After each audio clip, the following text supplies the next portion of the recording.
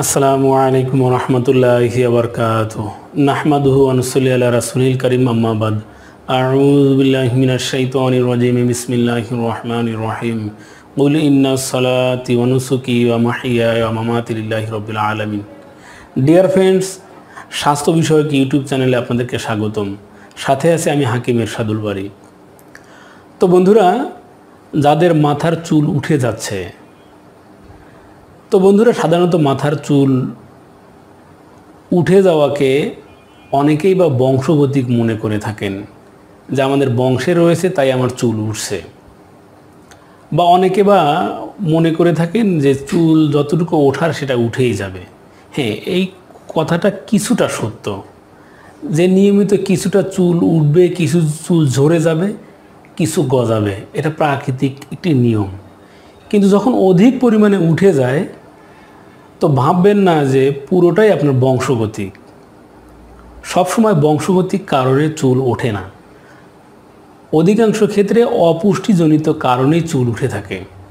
আর যাদের অপুষ্টিজনিত চুল উঠে যাচ্ছে, তাদের চুল ওঠাকে প্রতিরোধ করা খুবই সহজ, এবং সহজ উপায়ে আপনার এই চুল ঝরে যাওয়া বা উঠে যাওয়াকে রোধ করতে পারেন। তো বন্ধুরা, আর সেটি কীভাবে? বন্ধুরা, আপনি থানকুনির পাতা, আপনারা ভালোভাবে থানকুনি চেনেন, যেটা আয়ুর্বেদ শাস্ত্রে এই থানকুনির ব্যাপক ভূমিকা রয়েছে। পথে ঘাটে চলতে যত্রতত্র এটি হয়ে থাকে। তো বন্ধুরা, এই জন্য থানকুনির পাতাকে নতুন করে চিনিয়ে দেওয়ার কিছু নেই। এই থানকুনির পাতা, কাণ্ড, শিকড় সহ আপনি রস করবেন। 5 থেকে 6 চা চামচ পরিমাণ থানকুনির রস তৈরি করে একটু গরম করে নেবেন, অথবা আপনি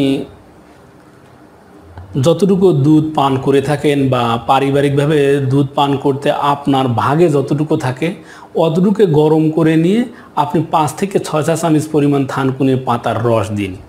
এভাবে ভালোভাবে গুলিয়ে নিয়ে আপনি প্রত্যহ একবার করে পান করুন। এভাবে নিয়মিত পান করার ফলে আপনার অপুষ্টি দূর হয়ে যাবে, সেই সাথে আপনার চুল ঝরে যাওয়া বা উঠে যাওয়া প্রতিরোধ হবে, সেই সাথে নতুন চুল গজাতে সহায়ক হবে। তো বন্ধুরা, এভাবে নিয়মিত সেবন করুন, চুল ওঠা প্রতিরোধ করুন।